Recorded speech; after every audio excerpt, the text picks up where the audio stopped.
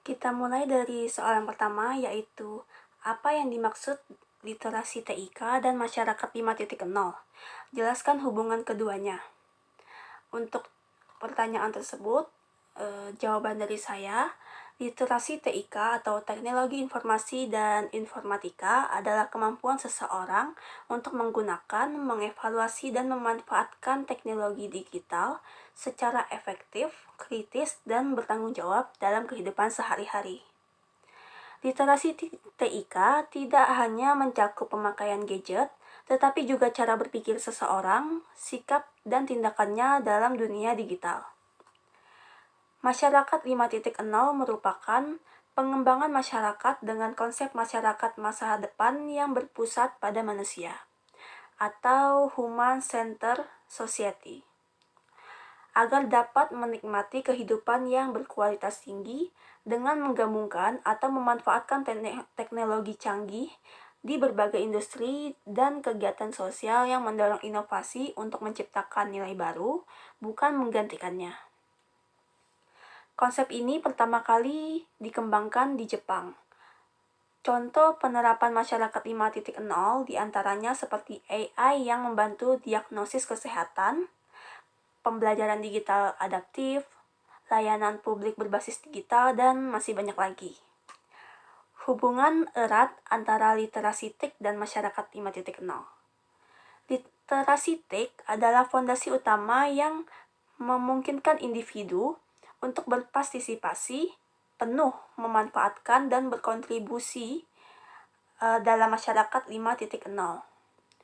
Masyarakat 5.0 adalah visi masa depan Jepang diadopsi dari global, di mana teknologi seperti kecerdasan buatan, yaitu AI, Internet of Things, dan Big Data diintegrasi secara penuh ke dalam sebuah aspek kehidupan untuk menyelesaikan masalah sosial dan mencapai keseimbangan antara kemajuan ekonomi dan penyelesaian masalah sosial.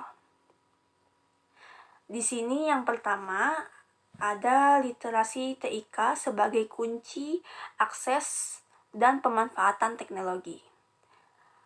Tanpa literasi TIK yang memadai, individu tidak akan mampu mengakses atau memanfaatkan layanan dan sistem cerdas yang ditawarkan oleh masyarakat 5.0. Misalnya seperti layanan kesehatan cerdas, transportasi otonom, atau manufaktur yang terhubung. Literasi TIK memastikan inklusi digital. Kedua, di sini ada pemecahan masalah sosial inti masyarakat 5.0.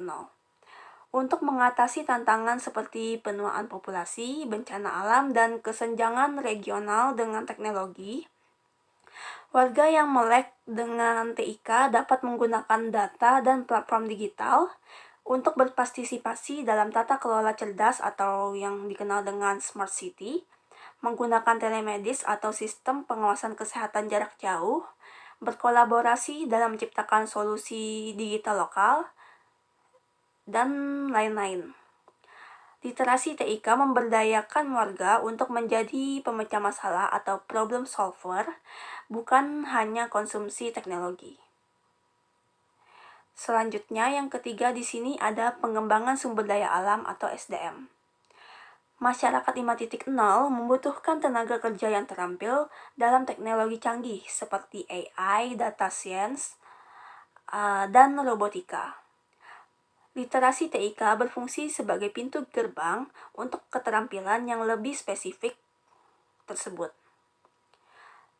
Sebelum seseorang dapat menjadi data analisis, mereka harus terlebih dahulu memiliki pemahaman tentang cara kerja sistem digital dan jaringan. Peningkatan TIK secara menyeluruh akan mempercepat transisi tenaga kerja untuk memenuhi kebutuhan industri dan layanan masyarakat 5.0. Dan yang terakhir di sini ada etika, keamanan, dan kepercayaan digital. Peningkatan penggunaan data pribadi dan sistem AI menimbulkan kekhawatiran tentang privasi dan keamanan cyber. Literasi TIK mempromosikan kewarganegaraan digital atau digital citizenship yang mengajarkan individu untuk memahami risiko phishing atau penipuan cyber. Kritis terhadap informasi atau melawan hoak, memahami hak dan tanggung jawab mereka terkait privasi data. Kepercayaan adalah mata uang dalam masyarakat 5.0. Literasi TIK menciptakan warga yang bertanggung jawab dan waspada, yang penting untuk menjaga integritas sistem digital skala besar.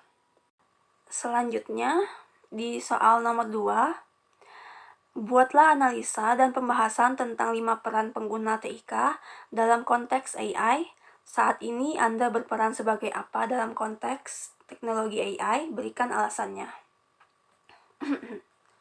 Berikut jawaban dari saya.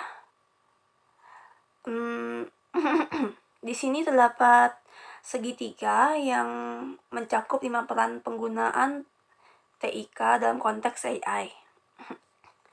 Di urutan paling atas ada ICT creators, di bawahnya ada ICT spreaders, di bawahnya lagi ada ICT enablers, di bawahnya lagi ada ICT helpers dan ICT users. Pertama, kita mulai dari ICT users. Ini adalah kelompok dasar yang paling besar dalam piramida. Karakteristiknya, masyarakat umum yang menggunakan teknologi dalam kehidupan sehari-hari, baik untuk keperluan sekolah, pekerjaan, komunikasi, maupun hiburan. Contohnya, ketika kita menggunakan smartphone dan media sosial, aplikasi perkantoran, platform AI seperti ChatGPT, Google Search, dan lain-lain. ICT users memanfaatkan AI sebagai alat bantu, menerima output AI seperti informasi, rekomendasi, dan otomatisasi. ICT users dituntut untuk memiliki literasi digital agar tidak pasif dan tidak mudah terpengaruhi oleh AI. Selanjutnya di sini ada ICT helpers. ICT helpers atau pendukung TIK adalah pengguna yang lebih kompeten dibandingkan pengguna biasa dan berperan sebagai pendukung atau fasilitator bagi pengguna lain untuk menggunakan TIK. ICT helpers menjadi jembatan antara pengguna dengan sistem teknologi. Karakteristik dari ICT helpers seperti memiliki keterampilan TIK lebih baik, membantu pengguna lain memahami dan menggunakan teknologi, serta memberi paduan saat terjadi kesulitan teknis ringan. Contohnya seperti staf dukungan teknis atau IT support, tutor digital, dan helpdesk. Ketiga, di sini ada ICT enablers. ICT enablers atau penyedia infrastruktur dan operasional berada di tingkat tengah piramida dan berfungsi sebagai penyedia atau infrastruktur TIK. Kelompok ini merupakan tulang punggung operasional teknologi dalam sebuah organisasi atau perusahaan. Karakteristik mereka adalah berfokus pada infrastruktur dan implementasi teknologi dalam skala besar. ICT enablers menyediakan jaringan sistem platform pada infrastruktur digital. Mereka memastikan bahwa teknologi yang telah dikembangkan dapat disebarkan dan berfungsi sebagai infrastruktur yang mendukung operasional bisnis secara keseluruhan. Contoh dari ICT enablers adalah administrator jaringan atau network administrator, administrator basis data, dan spesialis infrastruktur IT, penyedia cloud, operator jaringan, dan masih banyak lagi. Keempat, ada ICT spreaders. ICT spreaders berperan sebagai penghubung antara teknologi dan pasar atau masyarakat. Kelompok ini berada di sisi bisnis dan pemasaran teknologi informasi. ICT spreaders menyebarkan pemanfaatan AI ke berbagai sektor, memasarkan, menjual, serta merancang solusi yang sesuai dengan kebutuhan spesifik pelanggan. Mereka menganalisis persyaratan pelanggan dan menentukan solusi TIK yang tepat. Karakteristik dari kelompok ini terdiri dari perwakilan perusahaan atau tenaga profesional yang berinteraksi langsung dengan pasar atau klien. Contohnya seperti konsultan AI, sales engineer, business analysis, dan digital marketer yang menjembatani solusi teknologi dengan kebutuhan pasar. Terakhir, dan tingkatan paling atas, di sini ada ICT Creators. ICT Creators atau pencipta TIK adalah puncak piramida yang mewakili investor paling ahli dan merupakan kelompok paling strategis. Mereka mengembangkan teknologi baru, merancang perangkat keras, menulis kode untuk perangkat lunak, menciptakan layanan digital inovatif, dan membangun model bisnis TIK yang baru, aplikasi, sistem AI, dan lainnya.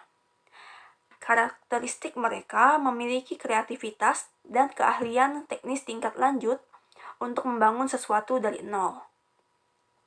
Contohnya seperti software developer, programmer, arsitek sistem, ilmuwan data, dan penemu teknologi atau yang biasa disebut dengan inovator. Berdasarkan diagram 5 peran pengguna TIK menunjukkan bahwa pemanfaatan teknologi, termasuk AI, merupakan hasil kerja kolektif dari berbagai peran. Masing-masing peran memiliki kemampuan dan tanggung jawab yang berbeda-beda tentunya. Semakin ke atas piramida, semakin besar pengaruh dan kontribusinya terhadap perkembangan teknologi. Oleh karena itu, setiap individu memiliki peluang untuk meningkatkan perannya melalui peningkatan literasi TIK dan keterampilan digital agar mampu berkontribusi lebih besar lagi ke depannya. Untuk saya sendiri, saat ini saya berperan sebagai ICT users, yakni pengguna dan pemanfaat AI. Sebagai pengguna, saya memanfaatkan AI untuk membantu dalam mencari referensi, informasi, dan meningkatkan efisiensi kerja saya. Saya menggunakan teknologi ini sesuai dengan kebutuhan dan nilai etika. Alasannya karena pada tahap ini pemanfaatan AI paling efektif untuk digunakan sebagai alat bantu pendukung. Saya juga merasa bahwa literasi TIK saya masih belum cukup untuk mencapai kebagian berikutnya, yakni ICT helpers, enablers, dan seterusnya. Selanjutnya di soal ketiga di sini, jelaskan proses data mining di bawah ini beserta contoh untuk tiap-tiap kotaknya.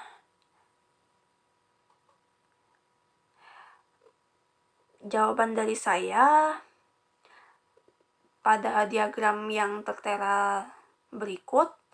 Di proses pertama ada business understanding, selanjutnya data understanding, data preparation, modeling, kemudian evolution, dan deployment.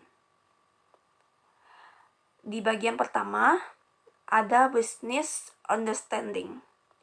Dalam tahap ini, tujuan bisnis ditetapkan dan faktor penting yang akan membantu dalam mencapai tujuan ditentukan.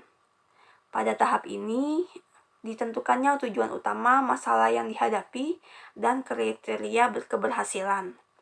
Hal ini penting karena menentukan arah seluruh proses data mining ke depannya. Contohnya, sebuah perusahaan retail mengalami penurunan penjualan. Tujuan bisnisnya adalah mengetahui faktor yang mempengaruhi penurunan penjualan dan meningkatkan penjualan kembali. Selanjutnya, kedua, ada data understanding. Seluruh data yang dikumpulkan pada tahap ini menggunakan suatu tools, data yang didaftarkan beserta sumber datanya, lokasinya, dan cara memperolehnya ketika ada masalah yang ditemui. Data divisualisasikan dan diperiksa kelengkapannya. Tujuannya untuk memahami karakteristik data yang tersedia. Contohnya, Perusahaan retail mengumpulkan data seperti data transaksi penjualan, data pelanggan, mulai dari usia dan jenis kelamin, data waktu pembelian.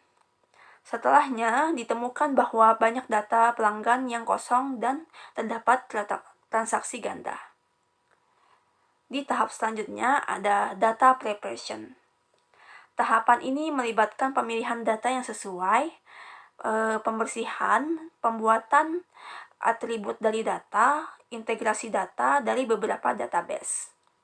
Hal ini bertujuan untuk menyiapkan data agar siap dimodelkan. Tahapan ini biasanya memakan waktu paling lama ya guys.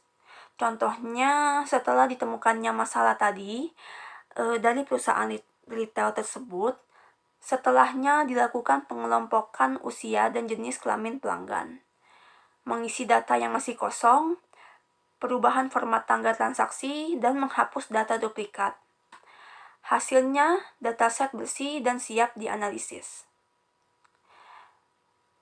Keempat adalah tahap modeling. Pemilihan teknik data mining seperti decision tree, membuat tes desain untuk mengevaluasi model yang dipilih, membangun model dari dataset, dan menilai model yang dibangun dengan para ahli untuk mendiskusikan hasilnya dilakukan pada langkah ini. Model dibangun untuk menemukan pola, hubungan, atau prediksi. Contohnya,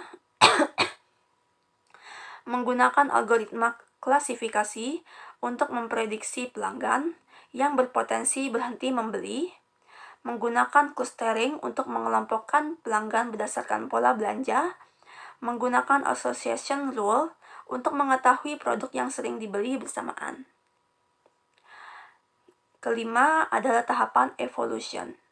Langkah ini akan menentukan sejauh mana model yang dihasilkan memenuhi persyaratan bisnis. Evaluasi dapat dilakukan dengan menguji model di lingkungan nyata. Model ditinjau atau langkah harus diulang untuk setiap kesalahan. Langkah ini bertujuan untuk menilai apakah model sesuai dengan tujuan bisnis, mengecek tingkat akurasi dan keandalan model, serta menentukan apakah hasil model dapat digunakan. Jika hasilnya belum memuaskan, proses ini dapat kembali ke tahap sebelumnya. Contohnya, model menunjukkan bahwa pelanggan usia 20-30 tahun memiliki sifat yang lebih sensitif terhadap diskon dan produk tertentu jarang dibeli ulang. Manajemen menilai bahwa hasil tersebut relevan dan bermanfaat untuk strategi pemasaran. Dan terakhir di sini ada proses deployment. Pada langkah ini, dibuat secara deployment, strategi untuk memantau dan memelihara hasil model, data mining untuk memeriksa kegunaannya dibentuk, laporan akhir dibuat, dan peninjauan keseluruhan proses dilakukan untuk memeriksa kesalahan dan melihat apakah ada langkah yang diulang. Selanjutnya, menetapkan hasil data mining ke dunia nyata. Hal ini digunakan secara berkelanjutan. Contoh dari deployment adalah perusahaan menetapkan strategi diskon khusus untuk segmen tertentu. Sistem rekomendasi produk ditetapkan di aplikasi belanja. Laporan analisis diberikan kepada manajemen secara rutin. Sekian presentasi dari saya terkait jawaban UTS di mata kuliahan ICT Literasi. Untuk yang sudah menonton video saya, thank you for watching and see you on the next video. Bye-bye.